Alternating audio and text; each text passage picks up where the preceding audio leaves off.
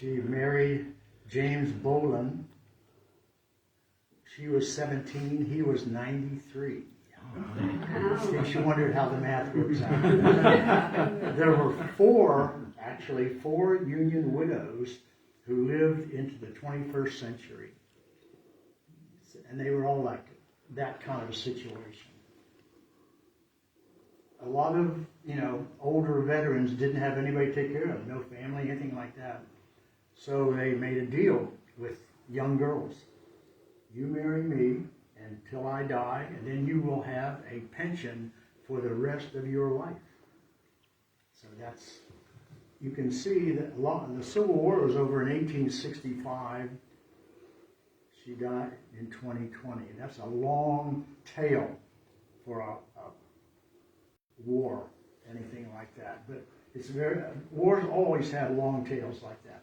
You might have World War II veterans, in your organization or something like that. So there's the rest of the story is often overlooked by a lot of people. So we're going to take a look at a part of the rest of the story about the Civil War. By the way, you like my hat? Mm-hmm. It's a special treat for you. Okay. Being retired military and a researcher with a lot of ancestors who are in the military, you need to pay attention. If you see a photograph of an ancestor in uniform, pay attention to what's on that uniform. Okay? Now, just this hat right here. It's a blue one like this with a bill. Tells you he was a Union commissioned, non-commissioned soldier, enlisted guy. Okay? The officers had different hats. This C right here means that in his company, he was in Company C. There were usually 10 companies of 100 equaling 1,000 for a regiment. Okay, so he was in one of those companies, he was in Company C. So if you have several guys with the same name, that's a good way to sort it out. Plus, up here, this little French horn here, I don't know why it's a French horn, means that he's in the infantry. Okay, so that can separate out, and plus patches and all other stuff. So pay attention to uniforms. They can give you a lot of clues about where that guy served and who he was and all that kind of stuff. We're going to take a look at the rest of the story of the American Civil War. When you talk about civil wars, you should always say American Civil War, because there have been thousands of civil wars all over the world. Okay, there's civil wars going on right now somewhere. But the biggie for us is the American Civil War. It is the critical event, I guess you'd call it, in American history. There's nothing comes even close to the American Civil War as far as the history of the United States is concerned. It settled a couple of things. One, could states leave? Think about that. I mean, we have right now 50 states. Say one of them, like Alaska up there, says, hey, we want to be part of Japan or the Philippine Islands or Canada. Okay? We'll just do that. We'll vote on it, and if it says yes, we'll go. No, we settled that in 1865. You do not. Once you're in, baby, you are in forever. And the other thing that it turned into was the slavery issue. That slavery will be not tolerated in the United States from 1865, until the amendment was passed for the rest of its history. Okay, so that issue was settled.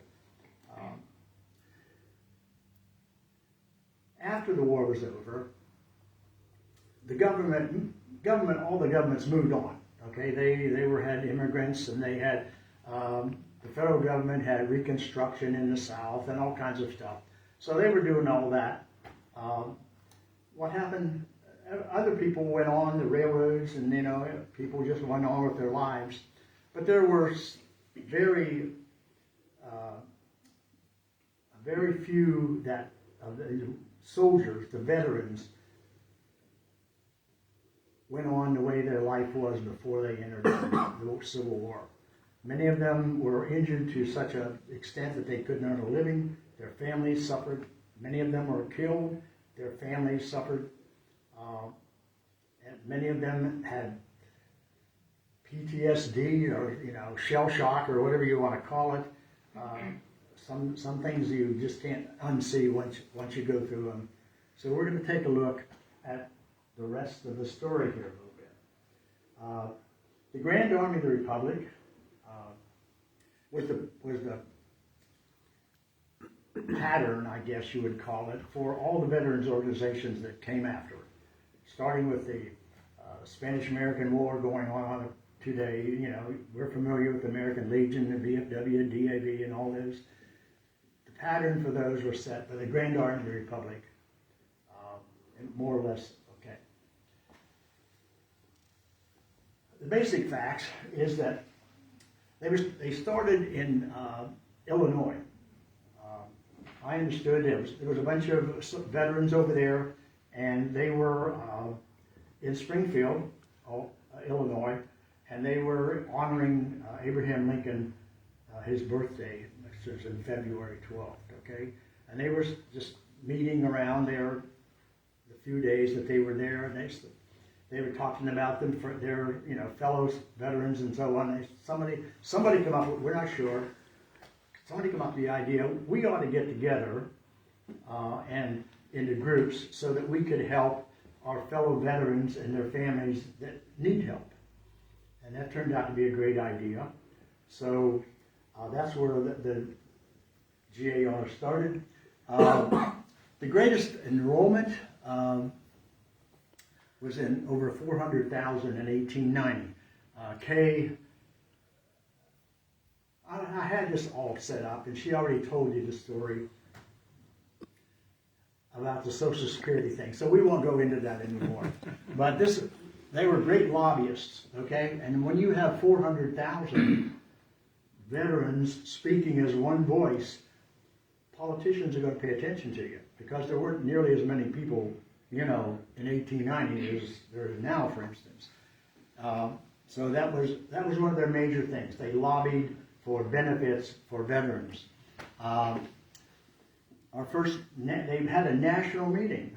They decided, well, these states started having departments, and people wanted to get together, so we're going to have a national meeting. They were close. Indiana's close to Illinois, right? So I think that had led something. They had an encampment in Indianapolis in 1866, which is about 6 months after they started.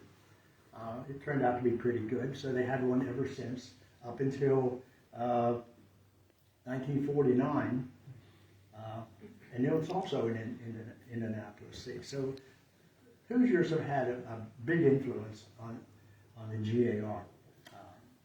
But there again, the big one for us is this Disability Pension Act. There were some auxiliary groups. Kay alluded to a couple of them. The two of these up here at the top, they were just subsidiary groups at the time, but they evolved gradually as the GAR started dying out. The auxiliary groups became more and more important, and they finally turned out as lineage groups. So if you're into the DAR or pioneers, something like that, that's basically how these are fashioned. The GAR was organized about like the government is. Okay, there was a federal department, and they had their responsibilities, and there were state departments, and they had their responsibilities, and there were local posts, and they had their responsibilities. Over here at your display, there's 6 from in the Newcastle area. Okay, the way that it worked. The national headquarters was started first, okay?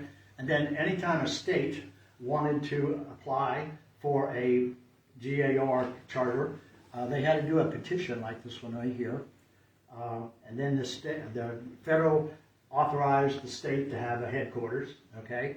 And then the same thing, when the state headquarters was organized, the local groups, like from here, they appealed to the state, and then the state set them up as a post Okay, and that's pretty much what it is. And anytime they wanted to set up any of those states and locals, they had to fill out a petition that tell them who the people are that wanted to do it and how they were in the Civil War. Okay, so these are really important pieces of paper for us as historians and genealogists, because you didn't have to be a Hoosier to join a Hoosier post. You could join any post anywhere in the country. That there was a GAR post and you were living there, you know, you could petition, be on the petition there, you could join that post and something like that.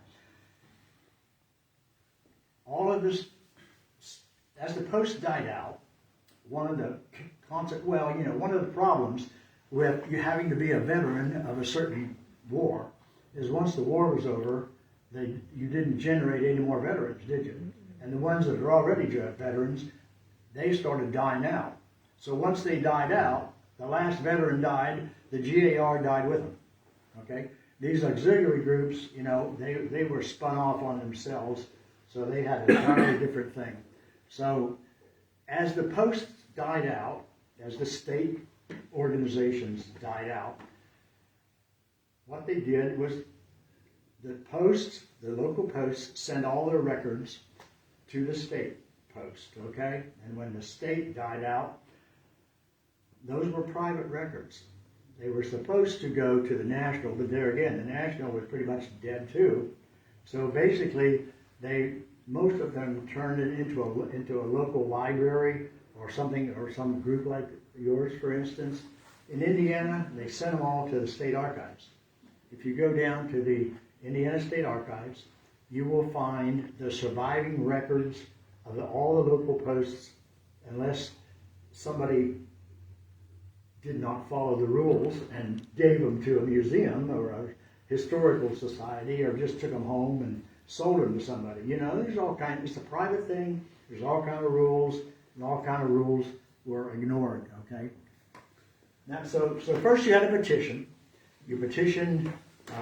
The state petitioned the feds. The locals petitioned the state, and then they were set up if they followed the rules.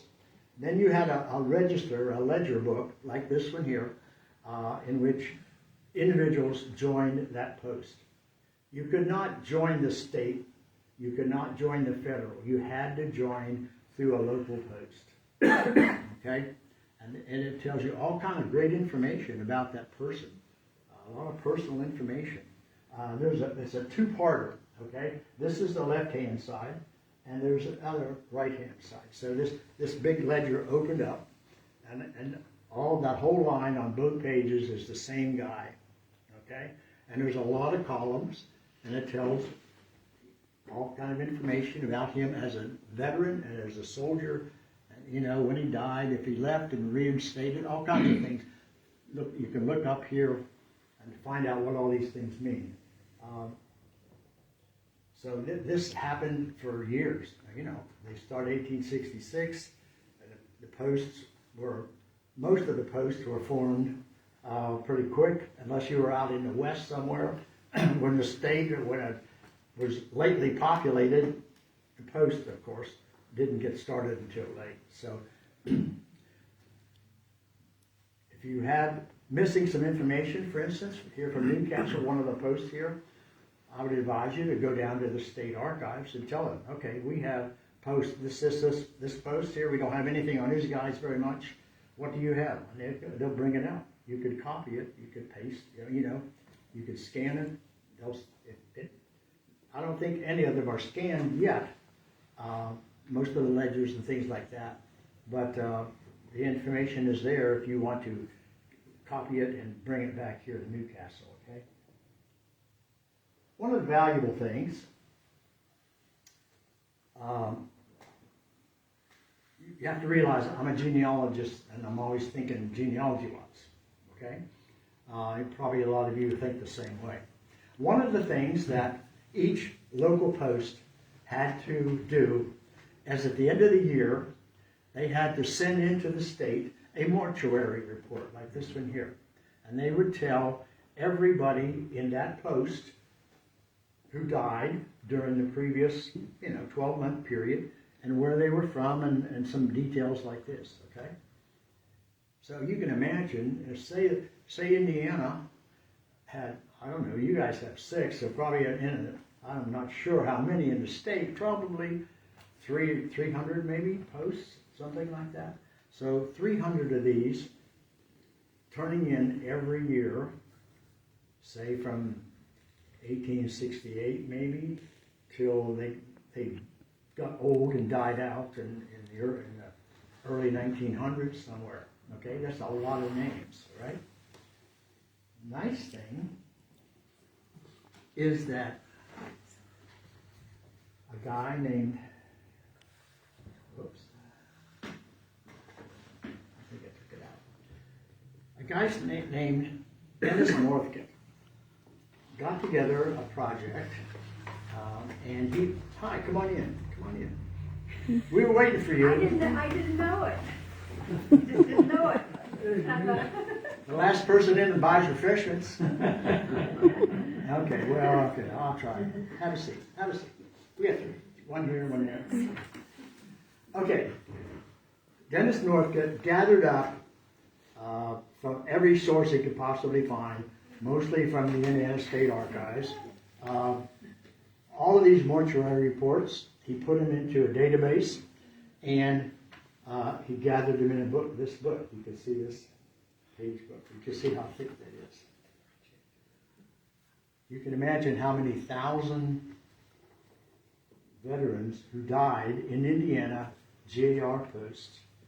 Much of this is way before the state started collecting death reports, requiring death reports.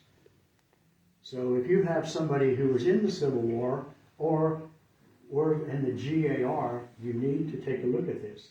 It's not online. It's still in copyright. You have one of these here? I don't think so. You do have now. Thank you. We had 2 of them donated. We don't need more than one. We're sitting here wanting to look at this book, and then you Right, so when the meeting's over, you can take a look at that and stuff like that. You can't scan it and put it online. Got that? Okay. So anyway, that's one of the great advantages that we now have from the GAR, because people can do stuff like that. Because the GAR is old enough, everything that they printed is in public domain at this point, So anything you find, like in the state archives or in the antique, you find a lot of stuff in antique stores. And you have a whole bunch of ribbons and stuff and medals back there. Most of them probably came from antique stores. That's what you'll find now. All of that stuff that was printed, though, is in public domain. You can do what you want with it. You can put it on a website, anything like that. You can print a book, something like that. We did, I'm from Indianapolis. We had a book, George Thomas Post number 17 in Indianapolis. It's one of the booklets that we had. So this was several years ago. We just copied it and printed it out and put it in a book and sold it to finance some of our society things. No copyright issues at all. So you can do anything like that. Another thing that the various branches had to do was to create an annual report. Every post had to create an annual report. Every state society had to create an annual report, and the federal, this national one had to create a collection of all the other reports. Okay, you can find a lot of these. Most of them were collected, and the information was distributed in the annual encampments. As every state was represented and everything like that, and they turned in their stuff ahead of time, and the post and all that. So all this stuff was collected out by the state, and they were published in a journal. It's called a Journal of the Grand Army of the Republic, and they're listed 64th National Encampment, 65th, so everybody, all the death records are in here, all of the people who signed up to do this and that, different, all kinds of things. And they had parades, you know, and lots of parades. Guys in uniform love parades, and the civilians love parades too, you know. So these started the first one I think was 1867 maybe, probably when the first encampment was in Indianapolis, okay? But they produced one of these every year, and anybody who signed up to attend the encampment got a copy of it. So some of them started out with 50 copies, and later on in the 1890s or so, they probably printed 300 or 400 or 500. I don't know. But a lot of these are in libraries. They're in public domain. You can go through any part of it and copy that part, and copy the whole thing if you're really ambitious. But yeah, local antique stores, if you don't have certain ones, make a list of what you don't have, and we passed an antique store just coming here. So these are really nice to have. And if you're doing a research in a certain community, okay, these are divided up by states and that kind of issue, names and things like that. So these are nice to find. You're doing research on a local area, okay? As far as the state archives, there are several collections. These are the three main collections that are in the state archives. They have something with the national encampment, and they have the post records, and they have the letter books and various miscellaneous stuff like that. All of this is in the state archives. If you ask for, be careful though, because some of these, there might be 100 boxes of, records, post records or something like that. If you go down there to look at post records, say you don't have hardly any post records of one of your groups here, okay, you go down there, you need to have the name and post number and where it was, okay, and tell the state archives, well, I want the post records for Newcastle, post number such and such, and they'll bring you out that box or that 2 boxes, whatever, okay, and then you can go through that and copy anything, use your phone or anything like that, or have them copy it or something like for you, and you could get yourself a lot of local information that's currently sitting with nobody knows about it in the state archives, okay? Another good benefit of the GAR, they were very focused on helping fellow veterans. And as the fellow veterans got older, many of them didn't have anywhere to go. Their family didn't start out with family maybe, or the family left or something like that. So what they did, they collected up some money and they got some grants or whatever, and they set up this soldiers' home up in Lafayette. It's still there. It still operates. Of course, there aren't any Civil War veterans there, but ever since, any veteran since that time, anyone who served in the military, it doesn't have to be, the thing about wars these days, nobody declares it, do they? The last time the United States was at war, World War II? 1945. Since that time, we've been at peace because Congress has to declare war, doesn't it? Congress has never declared war since 1945. Seems a little wimpy to me, but there again, the American Legion had, and groups like that, they had to adjust their bylaws and all kinds of stuff, because they originally said during the wartime period it's here. But what about the people? What about the times in between? So that's a strange thing. But anyway, if you go, this is online. You can go online, take a look at all these. It's still in existence. It's a very interesting thing. They've got a cemetery up there, a lot of Civil War burials in it because that's how they started. They have a great library. It's about like your display room out here, the GAR one. Okay, lots of books. As veterans died, a lot of their personal effects, they didn't know anything what to do with it, so they just collected it up, and put it in their library. So you have hundreds of original collections of veterans from all the wars in their library.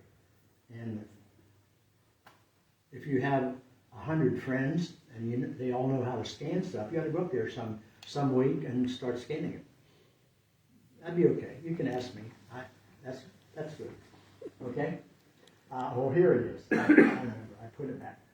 This is I put it back there. And here's the thing about the lobbying. This is the 1890 here. So if you're on Social Security, you can thank the GAR. Mm-hmm. They don't know it, but you can thank them anyway. Going a little bit further there, one of the subsidiary groups was the Sons of the Union Veterans of the Civil War. They're still in existence. They're a lineage society, just like the SAR, DAR, and that kind of thing. You fill out an application, you provide documentation and stuff, and they'll evaluate it. And if it's so good, you're descended from this guy, you could be a member of the Civil War Society. There's lots of data pages of the GAR online. Just Google Grand Army Republic. You will find more stuff than you know what to do with. So you have to narrow it down. You might say Grand Army Republic, Newcastle. Okay, and it'll sort it for you and see if there's anything there that you don't have that you might be able to get by downloading it and putting it in your collection. Lots of links. It goes on and on. A good place to start for online stuff is maybe Wikipedia. It gives you a good overview, and there's lots of links as you're going down through that kind of thing. It's very popular. Grand Army Republic is pretty popular. How many people have ever used NUCMUC? Anybody use NUCMUC? Oh, you don't count. You're a professional. Okay. The NUCMUC is a Library of Congress project, and it stands for the National Union Catalog of Manuscript Collections. If you've never used a manuscript collection, it has some pluses and minuses and stuff. But here's the deal. Say you had a family living here in Newcastle, okay? And a couple of their members were in the Civil War. Several of them were in the GAR, for instance, okay? And then as the family died out or the generations changed, they had a box out in the barn or in the garage or whatever, okay? And they decided, well, 1970, okay, I want to live in Seattle, okay? So whoever's left here, box all your stuff up, and you go to Seattle with the box of GAR, Civil War stuff, Newcastle, Indiana. Now, when the family out there dies out, and the executor, so what do we do with this? Donate it to the state library out there, or the Seattle Public Library, something like that. So the librarians out there will take a look at it. They'll give a real sketchy list of what might be in there, what they think is in there. And then they put it online in their catalog.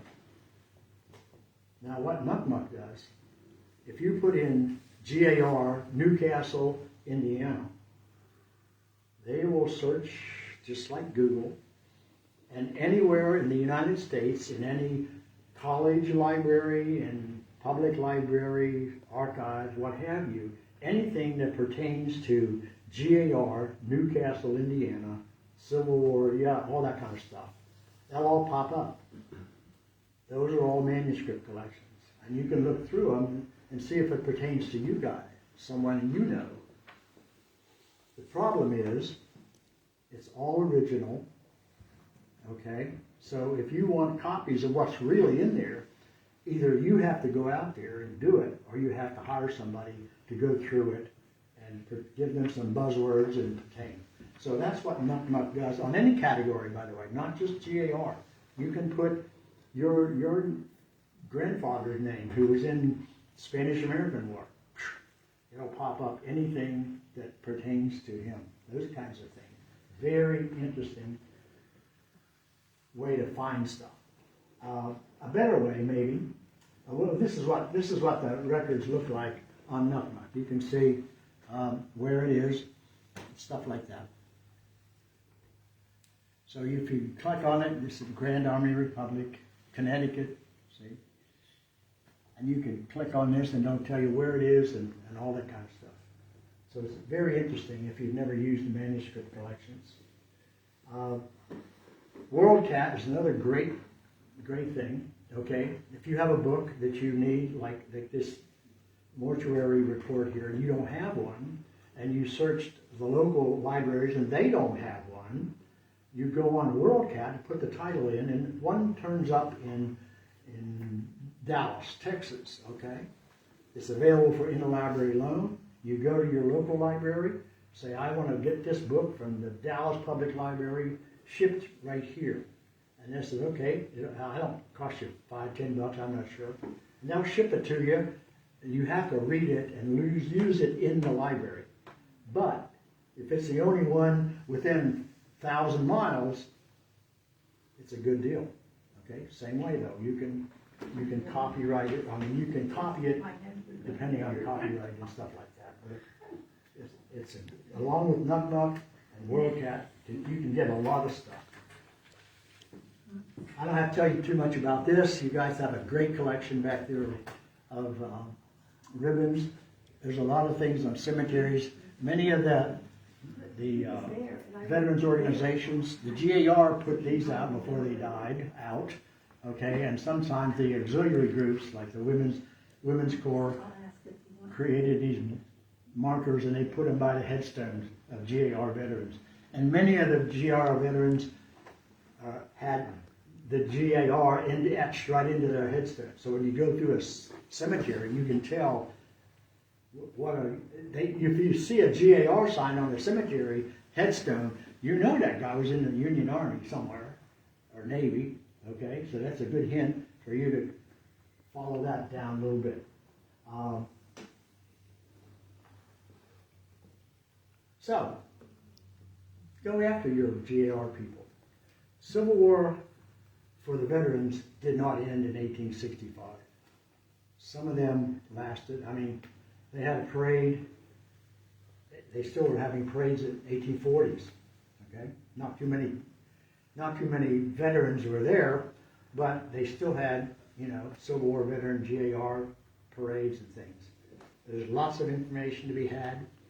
They generated all kinds of records. They did all kinds of good things for a lot of people, including you, if you're on Social Security.